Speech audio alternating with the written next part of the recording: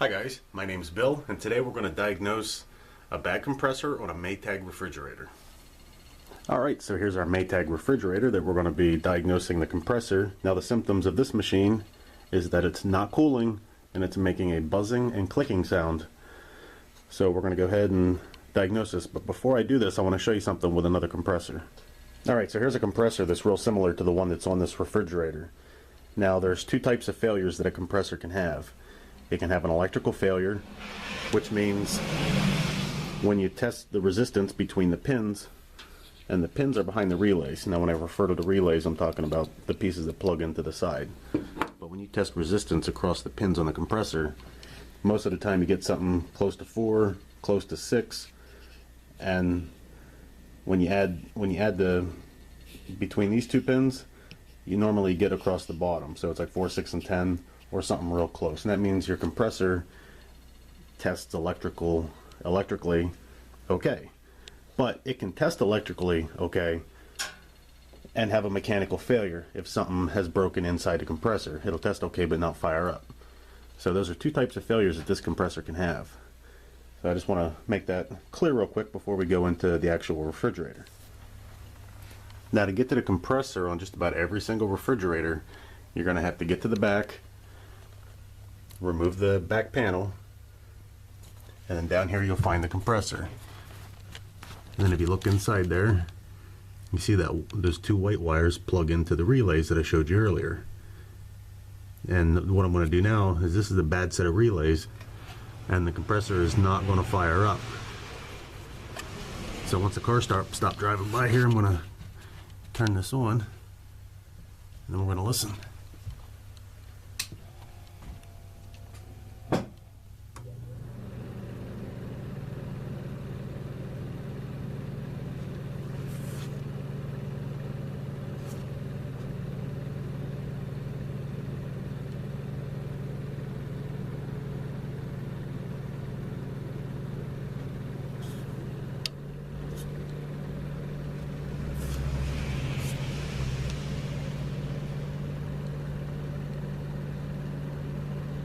And nothing. The compressor, it actually didn't buzz and click like I thought it was going to.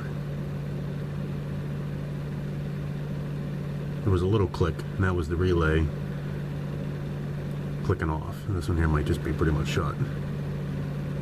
I think I already buzzed and clicked it enough that it doesn't want to do it anymore. Now you can see the fan's running. Now anytime this fan down by the compressor runs, the compressor should be running at the same time, and right now this one is not. Usually you can just put your hand on it and feel it. Now the compressor may feel hot and not be running. If this fan's not running, the compressor will overheat and it'll cause those relays to actually do their job and shut the compressor off when it overheats. So don't mistake that with this fan not running with a bad set of relays. I mean, you could burn the relays up, but get the fan running, cool the compressor down, and it'll probably fire up. So I'm not actually getting, there we go.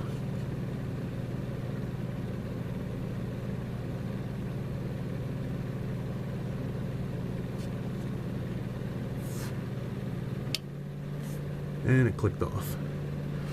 So it's real faint clicking, but it clicks when it resets, and then when the compressor can't fire up, then it clicks to go back off. So I'm going to pause this, put a new set of relays on it. I'm just going to pull those off, unplug those two white wires, put a new set of relays on it, and then we're going to plug it in and see if the compressor fires up. Now make sure before you pull those off there, you unplug the refrigerator, which I did, so the fan stopped running. And any of you guys that are wondering what these orange wire nuts are for, the blue and white wire originally had the plug on it, but on my new relay that I have here came with a little extension, those two white wires, so I just basically made the wires longer so it's easier to plug them in. Now on a lot of these you're going to find a little wire that hooks and holds this from vibrating off. And all you have to do is basically push in on it, pull it, and it pops off. You guys can fight with that and figure out how to get that off, but that's how it works.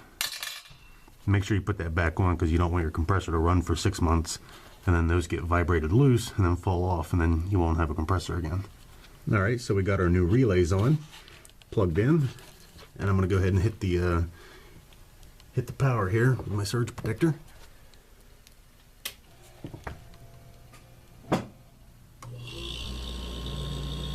There we go. I don't know if you can hear that on the camera or not, but now the compressor's humming and it has fired up.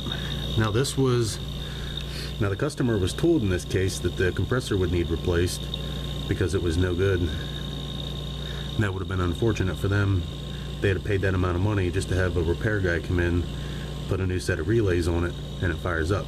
So just to make sure that this is running the way it should be, while it's running, I'm going to clamp on my amp meter to one of these white wires and see what kind of amp draw we have. Alright, so here's the clamp on amp meter. Now, see if you can see that. It's set on amps. Right now I'm getting 0.4. I don't know what that means, but I'm going to clamp around one of those wires and see what we get here. I should get right around 1 amp or slightly over. Usually 1.1, 1.2, something like that's about what they run at. Now if you have a compressor that's running and your refrigerator is not cooling, a real quick check you can do if you have an amp meter is to clamp onto one of the wires that go to the relays, and if you get under 1, like half an amp, like 0.5 or 0.6, 0.7, that means the compressor is not working that hard and all your freon has escaped, so it's not building up any kind of pressure and the compressor don't have to work barely at all. Another thing you might run into is if this is running at 1.5, 1.6, or even 2 amps, then that's running too high and there could be a restriction in the sealed system, or the compressor is just on its way out for sure, and running that high it will cause the relays to overheat and then shut the compressor off. So this is about the reading you want to see. 1.1, 1.2, right around 1. I was told they can go as high as 1.4 without any issue. I've seen refrigerators brand new working just fine with a 1.4, but when you start getting higher than that, then you may have some compressor winding issues. But that's just a real quick. And I would hate for any of you guys out there to have a repair guy come out to your house, say you need a new compressor when in fact you don't. So this is definitely the first thing you want to do, is spend the money on the relays, replace them, and also make sure that that fan right there is running, because that's what keeps your compressor cool. So I hope this helps some of you guys out. Alright, I'm going to show you one more thing here real quick before I end this video. Is I got 120 volts, and those are connected to the 2 wires that run to the relay. Now that's the voltage that you should get to the relays for your compressor to fire up. If you don't have 120 volts going to your compressor, then obviously it's not going to fire up, and the relays may not be the problem. That's where you're probably going to find, with a defrost timer or your control board or something like that. So if your fan's running and you don't have 120 volts, then you don't have a relay or a compressor problem. So I hope that makes sense. Alright, that was my video on how to test the compressor and how to diagnose a possible bad compressor on a refrigerator. I just don't want to see you guys be a victim of a repair guy coming out and charging you too much money for something that you can very well do yourself. So if you have any questions, leave them in the comment section below. Go ahead and subscribe to the channel, and thanks for watching.